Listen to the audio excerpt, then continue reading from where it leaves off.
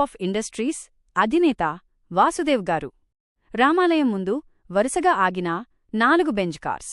చూసేవాళ్లకి మతి తప్పేలా కార్ నుండి ఒక్కొక్కరు దిగుతుంటారు. ఏవండి, బాబుని తీసుకెళ్ళండి.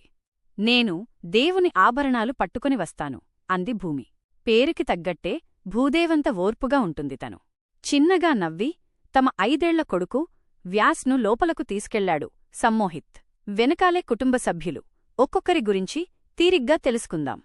అందరూ లోపలికి వెళ్లిన కాసేపటికి వాసుదేవ్ గారు త్రిలోకెక్కడా అని అడిగారు. వాడెవడు అనుకోవద్దు, మన హీరోనే. వస్తుంటాడు, వెయిట్ చేద్దాం డాడ్ అన్నాడు సమ్మోహిత్. తొందరగా రమ్మని కాల్ చేయనానా, సీతారాముల కళ్యాణం ఆరంభమవుతుంది. మోహిత్ ఎన్నిసార్లు కాల్ చేసినా మన హీరో కాల్ లిఫ్ట్ చేయకపోయేసరికి డాడ్ నీ గురించే అడుగుతున్నారు, తొందరగా రారా అని మెసేజ్ పంపిస్తాడు. Hero entry. సూర్యుడు కిరణాలతో గది అంతా వెలుగులు నిండిపోయి ఉన్నా మన హీరోకి మెలకువరాదు. బెడ్ మీద అడ్డంగా వితౌట్ డ్రెస్లో పడుకుని ఉన్నాడు. షేమ్ అలా ఊహించుకోవద్దు.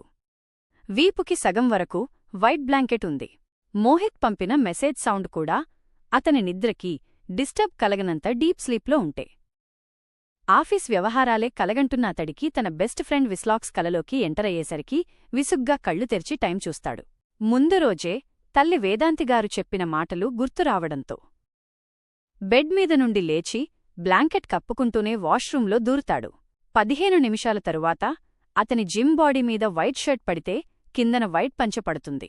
చేతికి రాయల్ వాచ్ తగిలించి తడిగా ఉన్న జుట్టుని హెయిర్ డ్రయర్తో ఆరబెట్టి కార్ కీస్ అందుకుంటూ బయటకి వస్తాడు.